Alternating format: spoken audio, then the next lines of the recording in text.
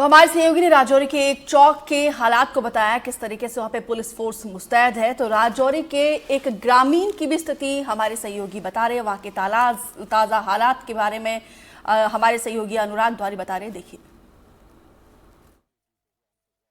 राजौरी ज़िले के एक और गांव को निशाना बनाया गया है। मैं इस वक्त अपने कैमरा सहयोगी रिजवान के साथ इस गांव में हूं और आप ये देखिए, ये जो घर है इसको देर रात फिर से निशाना बनाया गया है। यहाँ की दीवार 5 सदस्य इस घर में थे। बताया जा रहा है एक बच्चा भी था यहाँ पर। चोट लगी है सबको। और ये घर की हालत देखिए आप, किस तरह से दीवार में किस तरह से सुराख हो गया। ये देखिए, ये दीवार में बिल्कुल छेद है। और मेरे कैमरा साथी रिजवान आपको दिखाएंगे कमरों की क्या हालत है, क्योंकि सामने से बिल्कुल शेलिंग हुई है। ये घर की चारपाई है जो टूट चुकी है। और यहाँ पर शायद देखिए कुछ मवेशी बंधे हुए हैं। अक्सर इन गाँव की यही हालत है, क्योंकि जिस तरह से शेलिंग हो रही है, फायरिंग हो रही है, ये बेज़ुबान यहाँ बंधे रह गए हैं। और जाहिर सी बात है, चूँकि जो घर में रहते हैं उन लोगों को खासा ख़तरा है, इसीलिए वो घर छोड़कर यहाँ से चले गए हैं।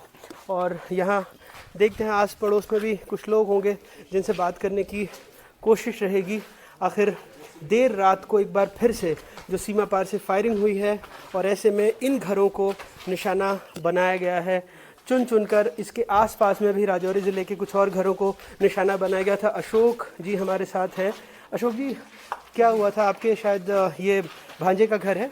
हाँ, भाई लगता है मासी का लड़का है ये। मासी का लड़का है। ये रात को इधर ही थे, बोला था, लेकिन माल पेशी था, फिर रुकना पड़ता था उनके लिए भी।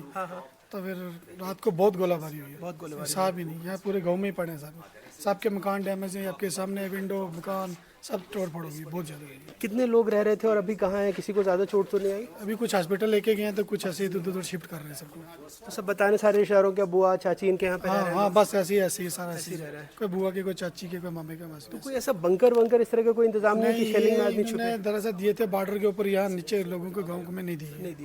हाँ, नहीं थे। अगर वो दिए होते तो आज हम लोग सेफ हो जाते। थोड़े भागना ना पड़ता है। अभी एडमिनिस्ट्रेशन को इंतजाम कर रहा है कि अगर मान लीजिए ऐसे घर टूट गया अब तो रहने लायक नहीं, तो कहीं और तो कहीं नहीं, अभी तो एडमिशन तो कर रहा है, इधर उधर बोल रहे हैं करने के लिए, तो देखो क्या होता है। लेकिन गांव में इस तरह का कोई बंकर नहीं है। गांव में बंकर नहीं, पहले कभी फायरिंग भी इस तरह की नहीं हुई? नहीं, ये तो पहली दफ़ा लाइफ में हो रहा है, ज़िंदगी में पहली दफ़ा इस रेंज तक आए। तो इन गांव वालों को इसकी प्रैक्टिस भी नहीं होगी कैसे छुपा जाए, क्या किया जाए जब इस तरह की गोलीबारी रात में? ऐसा नहीं किसी। आप लोग भी बहुत डर गए होंगे रात में जब? हाँ, क्या करें, अभी आदमी तो निकालने थे, शिफ्ट तो करने थे। क्या कब से कब तक फायरिंग होती रही? ये सुबह 6 बजे तक होती थी। सुबह 6 बजे तक। सुबह 6 बजे तक।